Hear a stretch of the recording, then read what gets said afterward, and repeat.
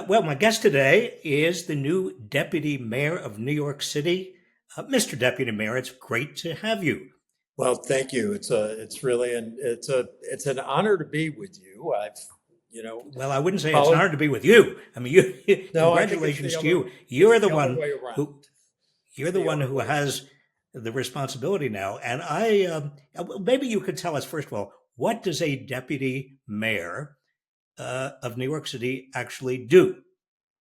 So, you know, the one of the wonderful things about New York City and about local government, actually, even in very small towns, but magnified by New York City, is it's the place where direct services happen to citizens, right? To residents, to business. It's that place that touches, and in New York City, it's particularly wonderful because you know immediately if you're doing a good job or a bad job. Nobody is hesitant in New York City to tell you what's happening here.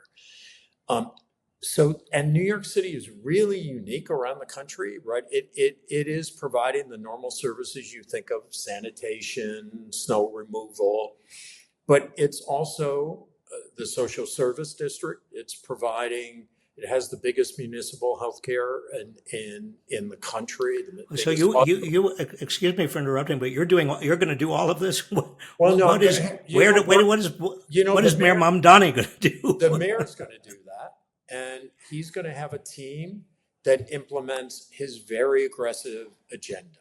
So we're staff, and that role as staff is to implement the mayor's agenda. And I'm going to be joined by many people, dedicated people who are out there campaigning for him, people who voted for him, people who have different careers who are going to come in and want to come in into this really very exciting moment in New York City. Well, it is a very exciting moment for New York City. And I remember that Mario Cuomo, and again, Mayor Mamdani, Mayor-elect Mamdani, quoted Mario Cuomo as saying that candidates are candidates in poetry, but govern in prose. So you, as deputy mayor, are sort of the prose person, right? I mean, you are right in the middle of prose. You used to work for Bill de Blasio at one point, as I recall, Correct. right? Correct. Well, what did you learn from that experience that you think is applicable to your work for the new mayor-elect of New York? Different times are going to call for different things. We're not going to repeat history, but did we learn things from the de Blasio administration and the success of that administration that we can use? Sure. The one that is most apparent, Bill de Blasio called for a UPK for all 4-year-olds in a 2-year period, and was told that that was not possible. It was going to take 5 years by the department. The governor at the time, Andrew Cuomo, was vehemently opposed to it, said you should start with a pilot. It's not feasible. When funded, well, he ended up putting state money behind it, and we did it in 2 years. And what you learn from that is if you get everybody moving together, whether it's everyone in the city bureaucracy, and there are people who want to do these things in the city, you can actually accomplish things. And that's what we need to do. This is an agenda addressing affordability crisis in New York City. It's not a question of should it happen, it's how we're going to make it happen. People have said That's that New what we're York. for.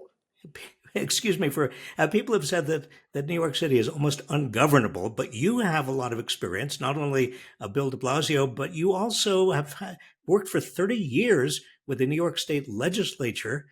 And what interests me is that a lot of Mayor-elect Mamdani's agenda is going to require some work with New York State, with the governor, with the legislature. I mean, to raise taxes, for one thing, you're going to have to get the legislature and the governor to cooperate. And just tell me, I mean, what do you think your approach is going to be? I'm not sure they really love the idea of raising taxes. So raising taxes in the abstract, that may be true. I think you and I could probably argue there are equity issues that we would like to see addressed on the tax side. I know from your writings that you would agree with that. But let's we're not this is about let's take an example. Universal child care. It's about delivering a very needed service. And if we go back 6 months, everybody was saying that was an impossible thing.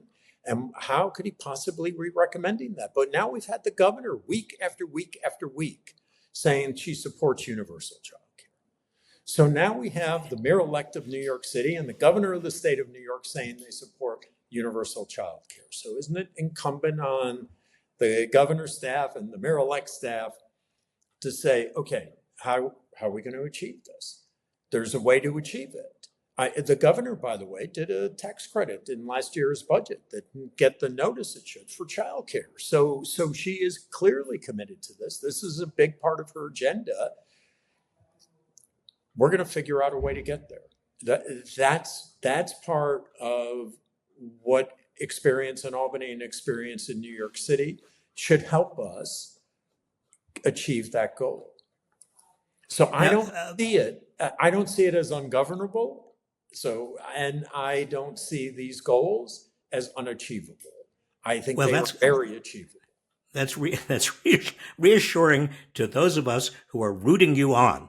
Thank you. And I'm not going to ever say it's ungovernable. That's not the presumption. But let me just say, just in terms of governability, though, I know that Eric Adams, or at least reportedly, he is seeking to stack the rent guidelines board with industry-friendly nominees. They're hostile to what Mayor Mamdani wants to do, Mayor-elect Mamdani wants to do in terms of rent freezes before Eric Adams leaves office. Now, what can be done about this? As the deputy mayor, this is going to land right on your desk. Is there anything you can do about it?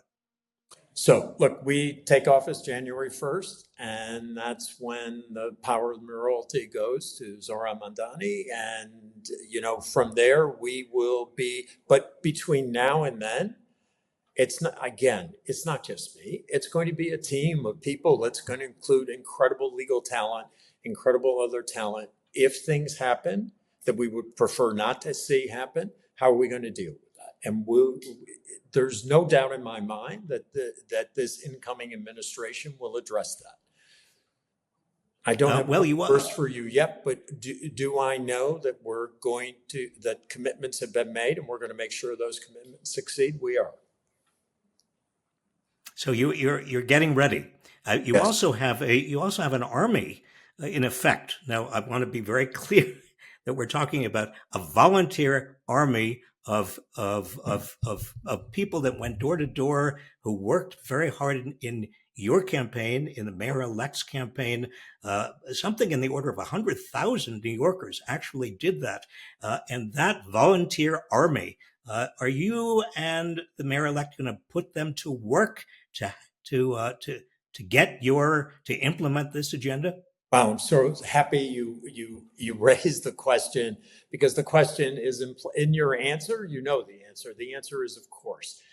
That was moving people who had never been, many times had never been active in government or in elections, and now we need that activity to continue. And I can't think of a better messenger than the mayor-elect to make sure that they continue and that we keep them informed of what's happening and how we're moving forward. So that's incumbent on us. And they're all busy, they're all doing many things, but this is such an important thing, for such an important issues to address for the future of this city, that it has to be. Well, Dean, may I call you Dean? I'm sorry. Please. I should have introduced you as Dean Fuleihan, a major player in New York State and a very practical, hands-on person in terms of the practicalities of governance. But Dean, let me just ask you this: if you can give us an example, you've got this again, quote unquote, army of volunteers. I know politicians like Barack Obama who have who have promised to use their volunteer armies to get their agenda implemented, and didn't quite manage to do it because, again, this difference between the poetry of campaigning and the prose of actually managing and administering government. Can you give us an example of just how you might envision using that volunteer army to get something done? Look, the excitement of this election, based on, I mean, everywhere you go, you walk down the streets with the mayor-elect, they'll recite exactly what those measures of affordability that we committed to are going to happen. It's incumbent on us. It's not incumbent on them. It's incumbent on us to make sure that their voices are being heard in New York City, in Albany, in Washington. It may be a new reality. It may be different, but we certainly have somebody who is going to make it happen. I mean, we've seen it happen, and he has people around him who have changed the dynamics of campaigning, and that's going to continue into governance. That very thing you've seen in the campaign has to continue into governance. Well, we're wishing you a great deal of luck. One final question: a lot of people are going to be surprised and sort of, well, it's noticeable. You have a 34-year-old mayor-elect whose really only contact with politics has been in the New York State Assembly, and only very relatively briefly in political time. And he brings in as his deputy, the deputy mayor-elect, and congratulations to you, somebody who is really well, I can say this because I'm older than you are, somebody who is older and seasoned, and kind of, a much more traditional, let's put it this way, I'm going to use the word traditional, person in terms of the administration of government.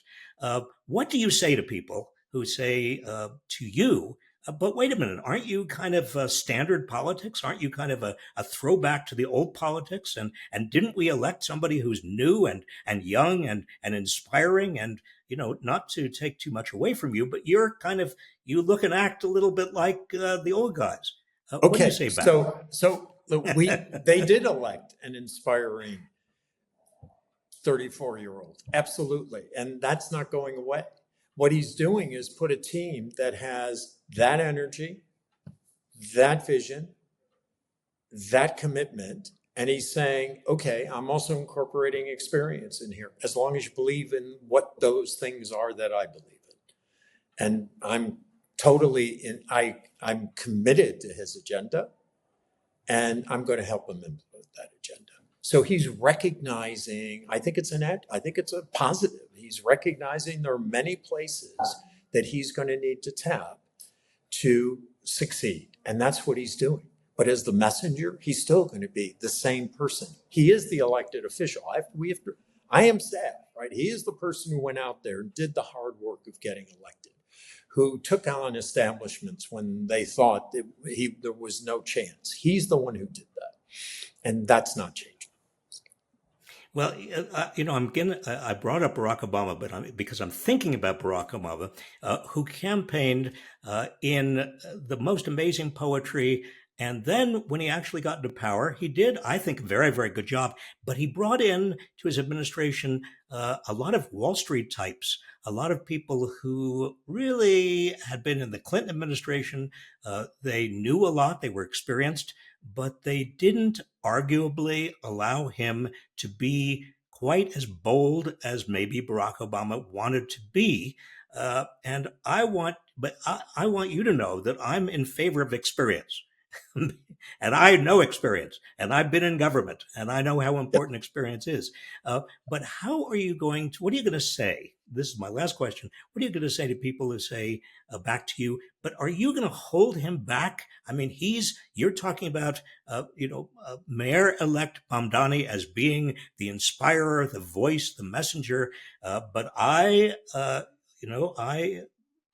Dean Fuleihan, the deputy mayor elect, I am going to really be the experienced hand, but I'm not going to hold him back. Are you going to say that? And how do Yeah. you prove that? The How the do you show that? experience here is to help achieve the agenda. It's not to be an impediment to the agenda. If that was the case, I shouldn't be here. Or if it becomes Okay. the case in a month, I shouldn't be here. Or if it comes the case in 6 months, I shouldn't be here. It's got to be, are we effectively implementing his agenda? Is it happening? Is that experience working? And that's the only goal that matters, because the goal is about help. This is a privilege. I understand it's a privilege. I'm honored by it, but we're working for all those people who voted for him, and we're working for those people who didn't vote for him, but we're working to with a very clear agenda. And he's the mayor, and my role is to make sure it help it get implemented with a team around me, and a team of co-workers who are going to be who are going to look like New York City. This isn't, there are going to be more appointments, and we're going to reflect New York City. But everybody has to have that same commitment. Well, Dean Fuleihan, you have our wishes, and I'm speaking presumptuously from the rest of the country, certainly progressives across America, our wishes that you succeed and that Mayor-elect Mamdani succeed. And thank you so much for your time. You have a lot on your plate right now. I'm sure you do. But it was great of you to spend some time with us. Thank Well, you. it was really, I'm happy to do it. I hope we can do it again. I do too. All You right, take take care. care.